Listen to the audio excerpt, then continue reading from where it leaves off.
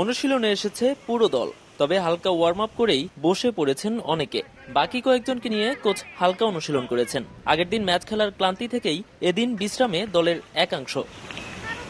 এক ম্যাচ হাতে রেখে নেপাল বাংলাদেশ দুই দলই পা দিয়ে রেখেছে সেমিফাইনালে। এই ম্যাচটা তাই হতে পারত নিয়ম রক্ষার, তবে তা তো নয়, বরং এটিই হয়ে উঠেছে মহা গুরুত্বপূর্ণ।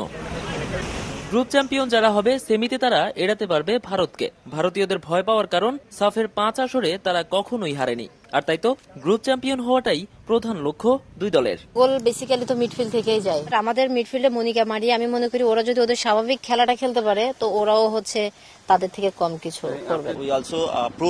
আমরা কোনো চাপ নিতে চাই না, কারণ আপনি জানেন আমরা এর মধ্যেই সেমিফাইনালে উঠে গেছি। তবে হ্যাঁ, গ্রুপ চ্যাম্পিয়ন হতে চাই আমরা।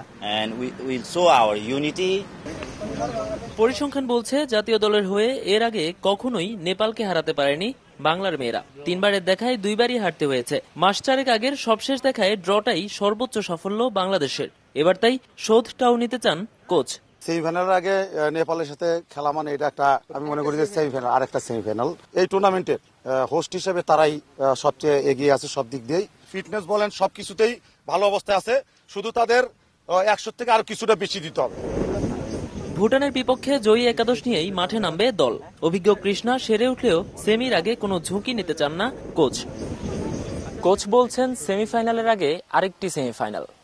পরিসংখ্যান এবং সমীকরণও কিন্তু তাই বলছে। সেমিফাইনালে ভারতকে এড়াতে আর নেপালের বিপক্ষে কখনোই জয় না পাওয়া জ্বালা মেটাতে এই ম্যাচটাতে জিততেই হবে বাংলাদেশকে। নোমান আব্দুল্লাহ, সময় সংবাদ, বিরাটনগর, নেপাল।